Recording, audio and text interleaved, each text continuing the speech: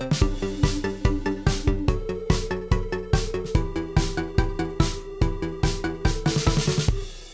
top of the moment, wherever you are joining us from around the world. My name is Ashalolu Afemi Kayode. It's always fun to come around to talk African football, Nigerian football, Ghana football, what is happening in Cameroon, Senegal, Tunisia, and any part of the continent. And I promised you the last time that I'm going to do everything that I can to bring James Agberebi. And luckily, I found him somewhere hovering around the earth. James is here. James, you're welcome.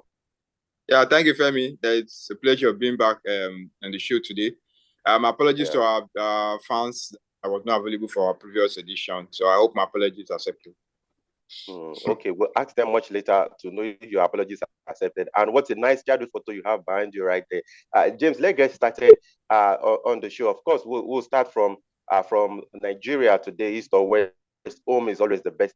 James, about a week ago, I think it was last week, what was making rounds in the news in Nigeria was the allegation that 21 billion naira has been expended on the renovation of the national stadium right here in Lagos. And now the NFF has been called by the sports ministry itself to come and account for over 17 billion naira spent in 8 years by the sports ministry, James. I think there's so much explanation, though the current NFF president, Ibrahim Gusau, might not actually have so much to say because, of course, he just took reins of power. But I think Amaju Melvin Pinnick might be someone to come and explain how this is spent.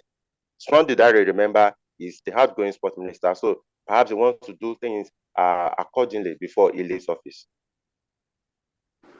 I mean, I don't know when we'll stop hearing things like this and focus on the more important issues. I mean, this is kind of a setback for us again. I mean, trying to carry out investigation and launch a probe into missing funds. I mean, how long are we going to continue like this?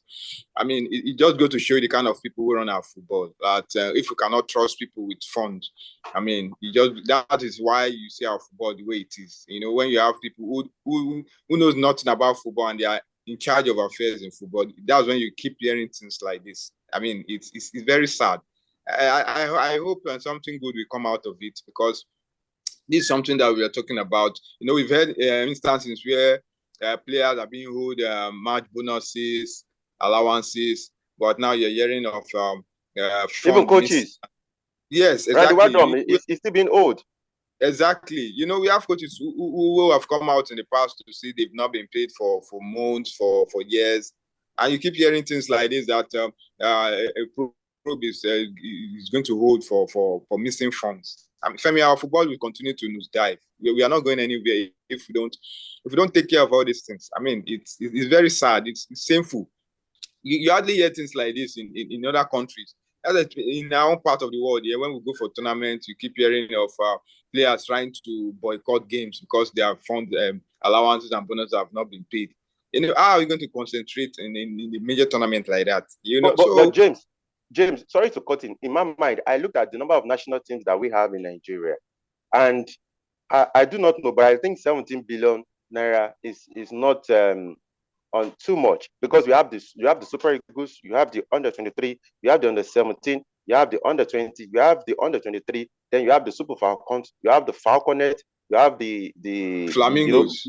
You have the Flamingos, and this fund was expended in almost 8 years, 17 billion naira. James, I know how much it takes the Super Eagles to prosecute a game. They have to rent hotels, the feeding, the flight ticket, and all that. I'm not speaking for the Nigerian Football Federation, but I'm just saying that 17 billion naira doesn't look like a whole lot to me, because we have almost 10 national teams to cater. Femi, for the ministry, the sport ministry, to come out to kind of want to go into a probe, I mean, which means something is amiss. I don't think they will just wake up one day and decide to just come up with this idea of trying to probe something. I mean, it goes to show that something is going on. We've heard, just like what we just discussed now, we've heard in the past where players come out to complain, where national team coaches come out to complain that they've not received a dime from maybe allowances and the bonuses and salaries. You know, and we've heard of a case of The former Super Eagles coach cannot draw. We heard of how he was owed salary. Even the current coach too. We're hearing stories that he has not been paid. So Femi, this is enough for the ministry to want to probe the NFF. I mean, something is really going on. I mean, we can't continue like this. Our football is continuing to suffer. You're not going to get the best. I'm telling you, why do you think all these other teams from? You do hear all these things like this in other countries? No, you don't hear. You don't even hear. You don't. When they go to major tournaments, you don't hear anything. Even if I can't recall any time I heard of a big country. Maybe talking about Brazil, Spain, Germany. In all these countries, you go to major tournaments and you start hearing things like they want to probe their FA there because of missing funds. You only hear things like that in this part of the world. It just go to show that until we put the right people in place, we are going to continue to get, and it's very shameful. We are not going anywhere. Our football suffer. I'm telling you, Femi.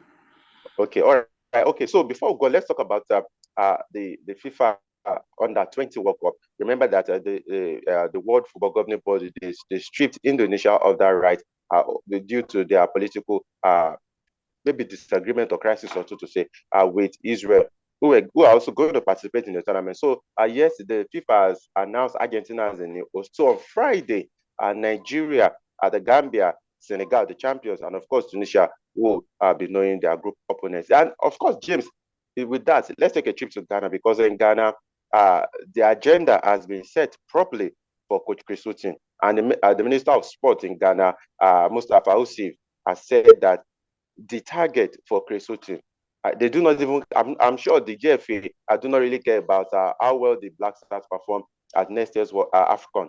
The target, according to the minister, is that he must qualify the Black Stars for the 2026 World Cup. James, and we've seen Chris Hughton at a number of local games in Ghana. The Betfair Premier League, we've seen him trying to scout local players. But does that sound like a tall order, James?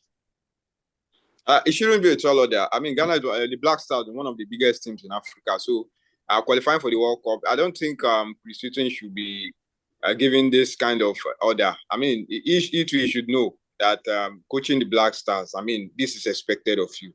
I mean, remember how long it took them before they qualified for the World Cup, when they eventually did in 2006, then in 2010, 2014, before they missed out in 2018 and came back again. So, I mean, last year. Houston doesn't need anybody to remind him. I mean, the players are there. Black Stars, one of the Africa's biggest teams. So anybody who handles the team, at least you should know that you are expected to qualify for the World Cup. I mean, I mean, it's a no-brainer. So I think the target that they should even give him, I think they should add this to his target. He should win the AFCON in 2024. Yes, come on now, come on. No, come on. He's a new coach. It doesn't matter. He's just taking charge of 2 games, James. Femi, I know, but he is a big coach. Somebody who has handled teams in the Premier League. I mean, thank God you're not the Minister of Sport in Ghana. No, see, Femi, there are teams and there are teams. Because, for example, just like a team like Real Madrid, like Bayern Munich, the Manchester United of this world, and whoever comes to these teams, whoever handle this, that you must deliver. So it's the same thing we're talking about the Black Stars here. It's not like they appoint you to come out and test run. No, this is a big team with a talented players. So all this, they expect you to meet this target, and if you don't meet it, you take the work. So for me, I think they should have the AFCON. I mean, since 1982, we keep saying this thing. For a big team like the Black Stars, over 40 years now, to have won their last AFCON in 1982, I mean, it doesn't speak well at all. Because teams like South Africa, teams like Zambia, they've gone on to win the AFCON. And the Blacks, I remember I told you that in the 60s, the Black Stars ruled Africa. They qualified for 4 consecutive finals in the AFCON. In 1963, 1965, 1968, and 1970. And they came back, they won it in 1978 before they repeating defeat in 1982. Since then, what has happened? They've been in, they qualified for like 3 finals, 1992, 2010, and 2015. Unfortunately, they did not win it. But I mean, by now, I expect them to have at least added to that 4 titles that they have. So for me, like I said, winning the AFCON should be added to Chris Hughton's to-do list, if I may put it like that. You know, so a lot is expected from this team. Based on what we saw at the World Cup, I mean, at least it goes to show that they're one of the most talented teams in Africa. So who says not winning the AFCON should be a tall order for them? I think that should at least you show the GFA that they mean business. You know, so for me, they should add it to his list. Okay, James, I think if you ask me, I think you're expecting too much from Ghana. Even Nigeria have only won the AFCON 3 times. But James, like I said, we've seen him at a number of local games. Do you think he will even give the local players chance in the Black Stars, even if he gets one or good quality in the local league? So, you know, sometimes we've seen players from the local league who break into the main team and do well. If you don't give these guys the chance, I'm not saying you should flood the team with home-based players. At least maybe in the 11 you can have like 3. I remember how Nigeria won the AFCON in 2013. We had the likes of Godfrey Babu. Now we had Sunday Umba. You know, we had these guys, and they featured heavily for the Super Eagles. And Umba scored the winning goal against Burkina Faso in the final. You know, he also scored the winning goal against Cote d'Ivoire. So sometimes if you don't give these guys, you know, the hunger, you know, as a local player, they are ready to do anything on the pitch. They don't care who they come up against. Remember how Nigeria defeated Cote d'Ivoire? It star-studded Cote d'Ivoire side.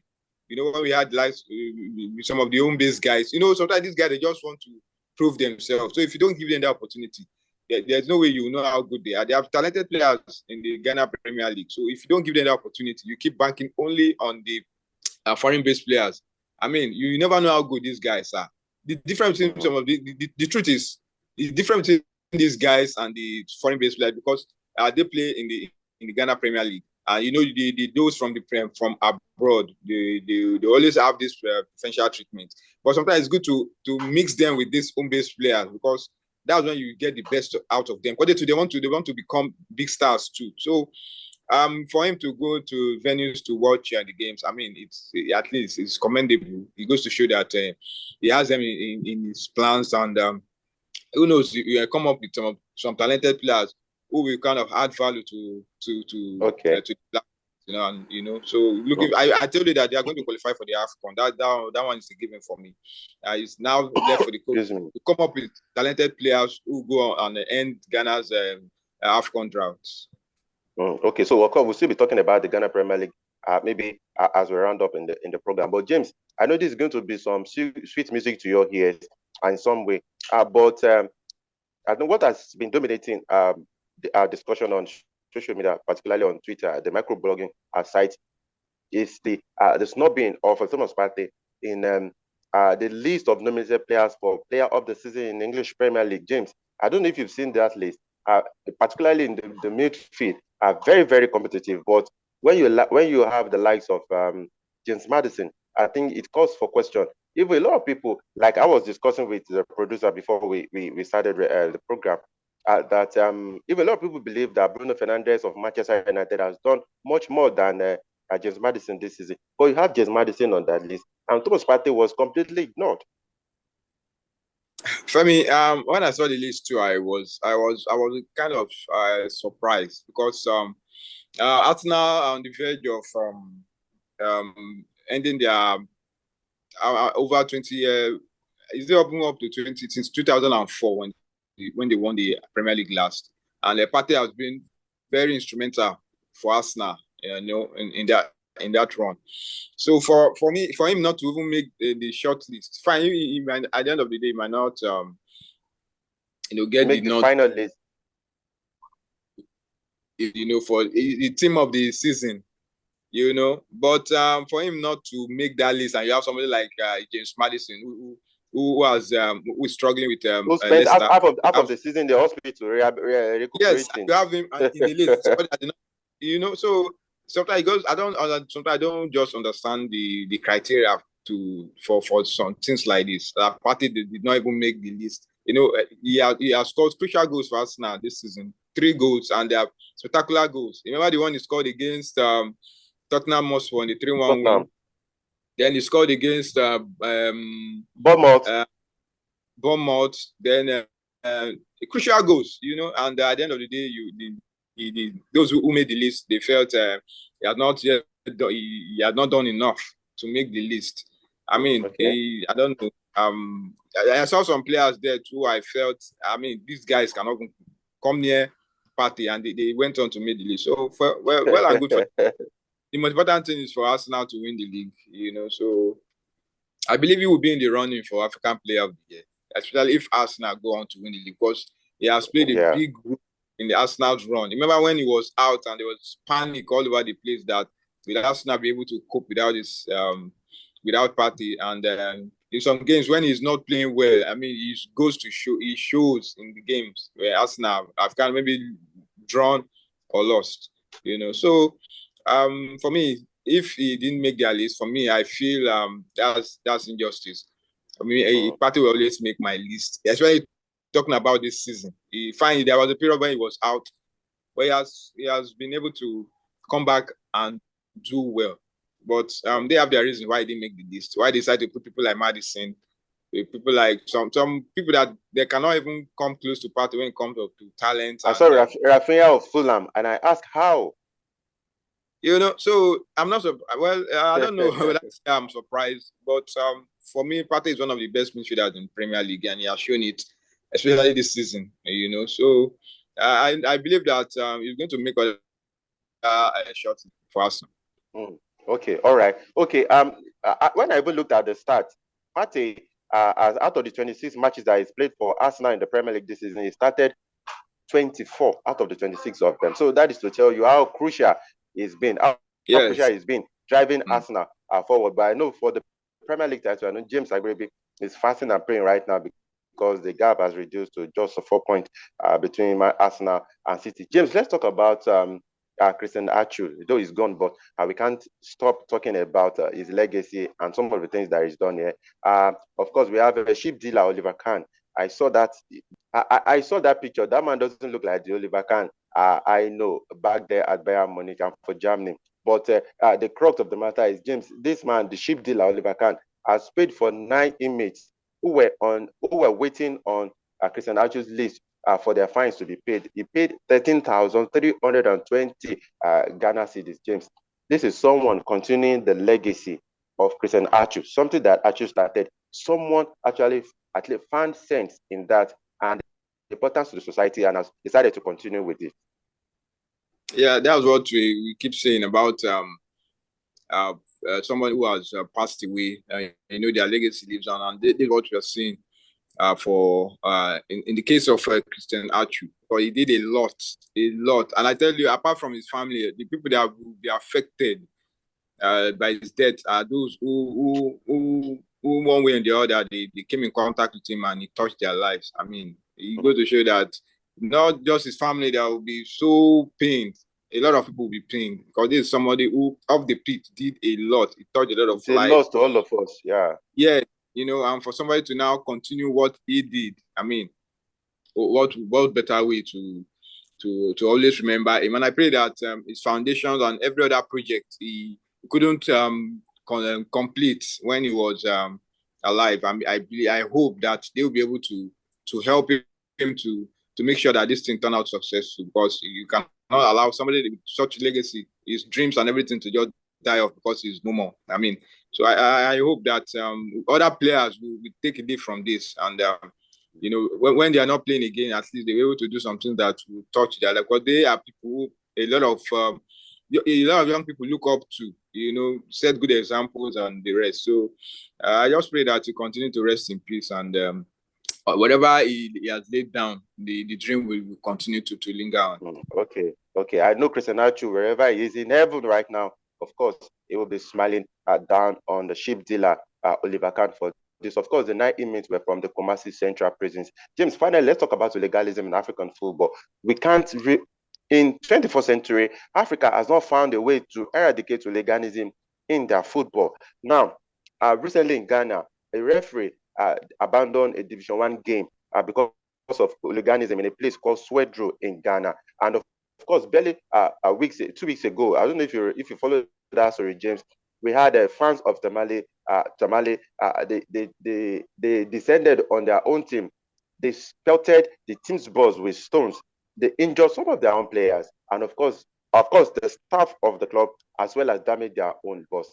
James, I do not know at a point where we need to reach for all of us to understand that legalism does not have a place in football, but it's something that we found happening over and over again. Remember also in Nigeria about 2 weeks ago, a chairman of a club, Remo Stars, walked into the referee's changing room in after the first half and assaulted the referee. James, I do not know what else we need to do. We see how Europeans organize themselves, but it is not sweet. It is not sweet music to our ears, or it is not something that we feel is good to covet or to even copy. Well, I think that the football body, they have a lot to do here. Come hard on them. I mean, point deduction, fine, ban them from home games. Especially that point deduction, I think they should make it like 6 points. Wherever team that I'm telling you, that's one thing. Because by the time you see your team dropping, they keep dropping and dropping and dropping. You don't even need to make noise about it. You know what you're going to do when things like this happen. So for me, it's not hard. You find them, you banish them to different venue, you give them like 6 point deduction. That is the best for me. No, there's no point dragging the issue. So because as long as they continue to do this, they'll continue to get point deduction and they continue to affect their team. So for me, that's just it. All right, okay. James Agberebi, it's good to see you once again. Please don't run away anymore. At least Salah is even coming. So I think we're going to see your face around. We should come together and let's celebrate with our Muslim brothers and sisters. And of course, that is a message to all of you, our viewers, our Muslim brothers and sisters, all Niger Super fans. We appreciate you. We pray that God will receive our ibadah at this time and our fasting will be acceptable before Him. This is where we'll be drawing the curtain on Niger Super Fans Forum today. Thank you so much for your support. Thank you so much for your criticism, for your suggestions, and the words of encouragement. They mean so much to us. Please go to the comment section. Like we always say, even in your locality, if there is an issue regarding football that you want us to talk about, please put it in the comment section. Of course, we read each one of them, and of course, we will come here to find a way to talk about it together. Thank you so much. I remain Ashalolu Afemi. We'll see you all later in the week. Bye for now.